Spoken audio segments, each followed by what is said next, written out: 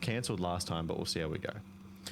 All right, full time in Australia's match against China, 2-0 is the final score. A good win for the Socceroos. It secures Jacob Stevens some very important points. We know that Japan drew with Saudi Arabia earlier in the night, which means we have a 3-point lead and goal difference on Saudi Arabia. So no matter what happens from here on out, the results in that final match will matter. It will determine something about qualification as long as Saudi Arabia win that game against Bahrain, which they should. So that's massive for them, but good for Australia to do what they could do in front of them and get 3 points here tonight. Yeah, I mean, no massive issues. Pretty uneventful game for the most part, to be honest. Australia took the chance as well. There was some nice link-up play with players, but it was a case of didn't really just, throw it away. And I think that's all Australia needs to do now, right? Is this automatic qualification spot is in their hands, and they've just got to get those results and keep things going because, a 0-0 draw between Japan and Saudi Arabia isn't ideal, but you got the job done against China. You did what you needed to do. You got those 3 points. So yeah, I don't think there could be too many complaints about it. And knowing as well. And Christian will say, I've been saying this for months, but looking ahead to that Saudi Arabia game has always been, I think, part of it as being this is probably going to be the big match in our qualifications. So, leaving left nothing out there rather, and got the 3 points, got what needed to be done. There are things you can't control in football, other results. There are things you can control, your own result. And they controlled what they needed to control, got the 3 points. So, yeah, no real complaints. And good to be able to move on and not be thinking about, oh, geez, they've really let this one slip. Paletti, 6 points for the window. It felt like that was always going to be par for the course. But, it's like, well, we couldn't have done any better, right? So you have to be happy with it. Although anything less would have been pure disappointment. But for the first time in this whole third phase of qualification, it kind of went as it was supposed to, which is a relatively new thing, I guess, for Australia. It is. I'm almost going to unintentionally complete Clutch's, or not, Clutch's bingo card, because I can't think of a better way to describe this, but I feel like 4 points was par, and I feel like 6 points we've hit a birdie on like a par 4. Like I feel like we've done just a little bit better than what we're supposed to, but like it's also almost an expectation that you hit a birdie on a par 4 at a lot of courses. So like I feel like we've short par 4. Yeah, short par 4. Yeah, short par 4. Yes, like yes. it. That's the best way to put it. So yes, there you go, Clutch. I have mentioned another sport. It wasn't. I couldn't think of a better way to describe the putting this window into context. Yeah. Going back to the point you were just making before. I will say Bahrain. Graham Arnold did you a favour. You need to do us a favour now. Beat Saudi Arabia, please.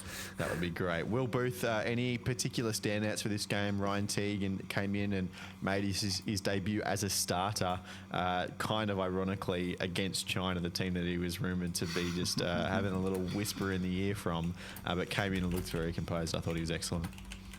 Yeah, Teague just another added to the ranks of definitely like a growing stock of midfielders, which is really good to see. Obviously, sad to not see Ballard. I think he deserves it as well. And Nizzy drops out. No other standouts really. I think Matt Ryan coming back in such form was impressive, and he's really started another conversation about that starting spot. And I think he's probably got it for the future, which I'm sure we'll press into more as those windows come up and we see Gauchi playing a little bit more in League One and stuff as well. But no, just a really surprisingly quiet set of games for the Socceroos, where I think so many of the last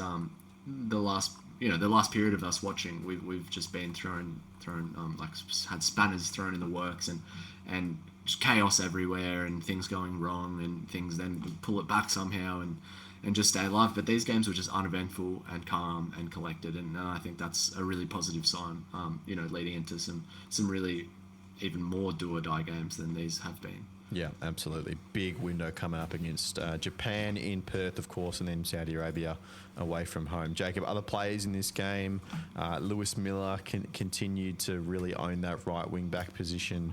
Stegenek came in at the heart of defence as well, which was a little change up.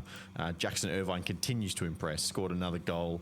The one crucially Australian-made goal. Of course, we had the goalkeeper error as well. He continues to go from strength to strength. Yeah, Jackson Irvine, almost sort of a non-negotiable at this point, I think, for this team, right? You've just gotta have him in there. I mean, obviously his leadership and everything like that is fantastic, and you saw it at times tonight when the camera would cut to him. He was always giving out instructions and talking with players and making sure that everything was set up nicely. But just the fact that he can get on the end of balls, he puts it in the back of the net when he does. That's such an invaluable trait to have for any player, let alone your central midfielder. So, I think that at this point, he's such a crucial part of the team that, you can criticize his impact in terms of the general flow and tempo of the game as much as you want. But I think his end product is just the most important thing at this point. And the fact that he's consistently scoring goals now for the Socceroos, and he's always there. I mean, he's even doing it. It's St. Pauli he plays for, right? He's even doing it there, where he's had a bunch of goal contributions this season. He's been a really key part of what they've been looking to do. So yeah, I think he's definitely a non-negotiable. And yeah, Lewis Miller. I mean, we wax lyrical about him in the live stream, but what he does to be able to do that role for 90 minutes non-stop and just keep going, and then pick it up a couple of days later and do it again, it's tremendous. And there were a couple of times he was caught out in possession, which it's a shame, but that's going to happen every now and again. But Chan couldn't capitalize on it, and I thought that he also had another very good game. So I mean, there's a lot of really good signs there, right? That there isn't anybody you'd single out as being a complete liability or being able to even point to as a scapegoat. I know a lot of people have pointed their fingers at Jason Guerrier and some of the mistakes he's made, but even then, I don't think that they've been massively major. And the likes of Matt Ryan has been able to step up as well and sweep those balls up, and it's not caused any major issues. So no, pretty comprehensive window in general. And while it wasn't the most flashy football at times, it was pragmatic, it was workmanlike, and it got those 6 points. So yeah, I think everybody can move on with a lot of confidence from that and a lot of pride in their performances. Paletti, any other particular standouts for you on an individual level in this one? No, I don't really think there was. I think you sort of covered everything that really needed to be covered. I think, I can't think of anyone who stood out that hasn't already been mentioned. So yeah, as I said, just a very, very clinical performance.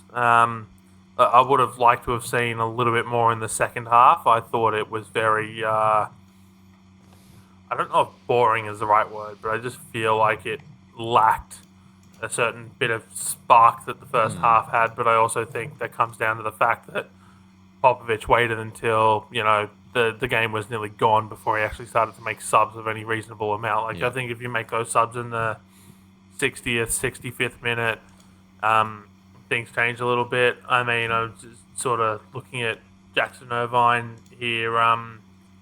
It's just, I don't know if it was like humid, but it certainly looked like there were warmer conditions, just sort of based off the way his shirt sort of hanging off his body. So I think had you that's top tier. Yeah. had you just sort of had made substitutions a touch earlier, I think it might have been more excitement and the second half. But yeah, just with the way the game played out, I think it was just a pretty routine standard second half that had it not been on a live stream, probably a good chance I might have dozed off. Will, final question to you. At the start of this window, Tony Popovic made a number of controversial selections in, first of all, the squad, the 26-man squad that he was taking away in this window. Then we see Nishan Velupillay starting in the starting 11 in the first game against Indonesia, and that criticism extended to the matchday team. We kind of said throughout that yes, our understanding of those decisions is probably not perfect, and we definitely wouldn't have made them on the information that we had. But if the coach goes away and gets 6 points with those selections, then at the end of the window, as we are now, it's kind of hard to look back and have too much criticism for them. Yeah, exactly. And I think we know what we get out of can get out of Nish on the national stage now, and I don't think his selection can be objected to, and a few more of these players in the squad as well. Obviously, that's just the approach that Popovich is taking, where he and we've said it a million times, but the players that he's familiar with, and he's looking for an instant addition into the squad. Somebody who knows the way, and Nish has just been a prime example of that, where it's worked, and his goal scoring form is better for the Socceroos than it is for Victory, his club side. So, no, I don't think there can be any objections. You always feel hard done by some of the selections, and they always all feel baffling to us. But there's so many more things that go into it than just purely taking your 11 best players necessarily in that regard. So yeah, I think this gives Popper a bit of